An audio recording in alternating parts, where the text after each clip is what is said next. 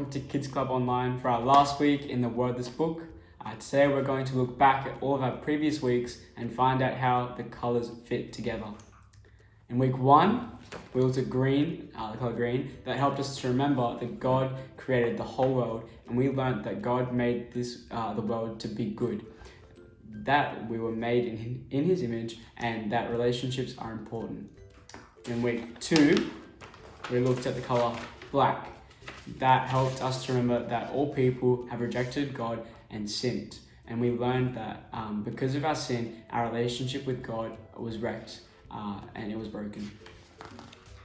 In week 3 and 4, we looked at the colour red. That helped us to remember Jesus' death and resurrection. And we learned that Jesus was sent to fix what we messed up by dying on the cross, and that He defeated death to give us eternal life. In week 5, we looked at the colour white, and that helped us to remember that Jesus' death can reconcile us to God. And we learned that to be reconciled means to bring two people back together, because Jesus died for us, and we could be forgiven and be friends with God again. And in week 6, we looked at the colour gold/yellow, and that helped us to remember that heaven is waiting for those who trust in Jesus. And we learned that we can look forward to heaven with God, where there will be no sadness, death, or pain, and we can be His children. When we put all those colours together, it tells us a story, and we call that story the gospel. The gospel is really good news. Listen to this verse from Romans 1:16. I am proud of the good news. It is God's powerful way of saving all people who have faith, whether they are Jews or Gentiles. That sounds like really good news. What would you normally do when you have really good news? You would want to tell other people about it. Well, guys, our job is not just to follow Jesus and get to go to heaven with God. Our job is to share the good news of the gospel with other people. So here's something for you to think about. Who is one person that you could tell the story of the Wordless Book to this week? Maybe it's a friend at school, maybe it's a brother or sister, or maybe it's your mum and dad.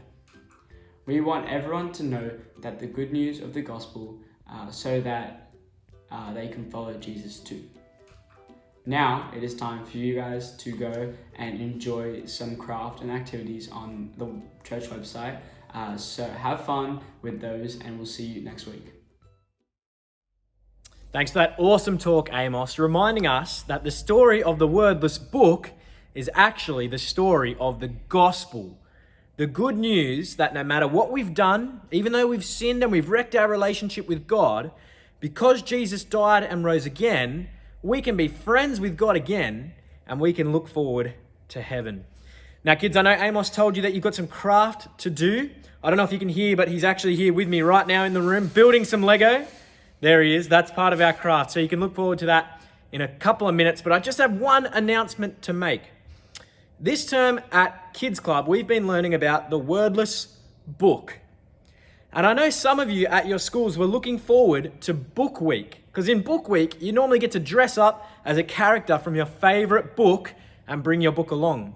Well, since that got cancelled in schools, we decided that because we're learning about a book at Kids Club, we would do our own Book Week dress up. That's happening next week. You can dress up as your favourite character in your favourite book, bring a copy of your favourite book along, and we'll talk about those and we'll have some fun together showing each other our costumes. If you don't have one or you don't want to dress up, that's totally fine. You won't miss out. We'll still have stacks of fun together, but we're looking forward to that next week. Go and enjoy some craft. See you, kids.